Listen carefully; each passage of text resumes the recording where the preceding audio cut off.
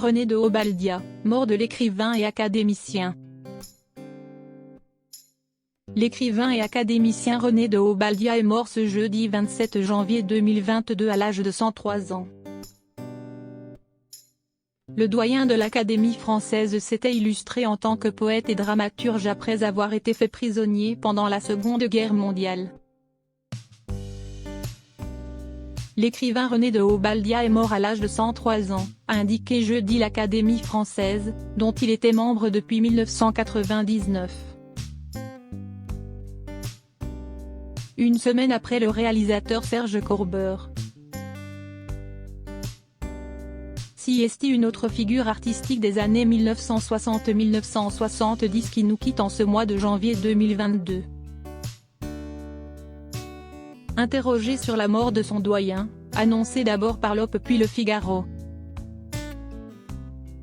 L'institution gardienne de la langue française dont il en avait été promu commandeur en janvier 2019. A confirmé, en ajoutant ne pas en connaître les circonstances.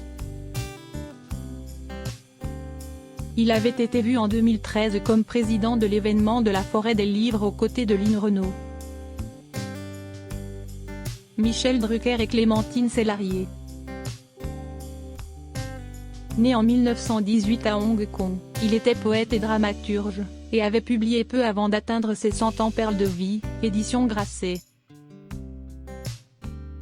où il relevait le proverbe « Pour devenir centenaire, il faut commencer jeune ».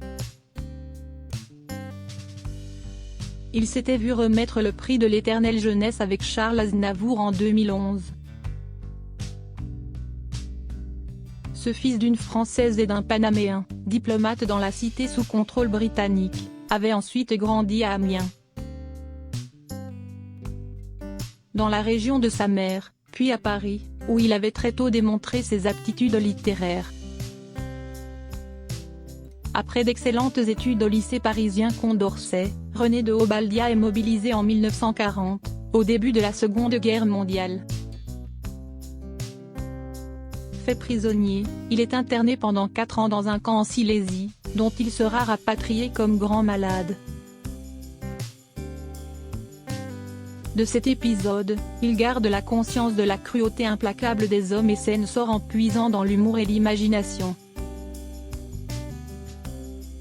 En 1959 il publie Le Centenaire, long monologue romanesque d'un vieillard qui ressasse une multitude de souvenirs.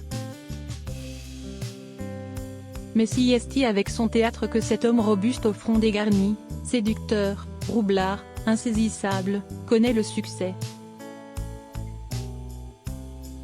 Jean Vilar monte en 1960 Génousie, l'une de ses premières pièces, au Théâtre National Populaire.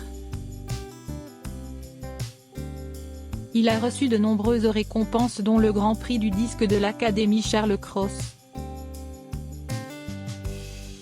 le Grand Prix de la Société des auteurs dramatiques, le Grand Prix du théâtre de l'Académie française, et le prix Novembre pour son savoureux livre de mémoire Exobiographie, 1993. Son œuvre a été traduite en près de 30 langues.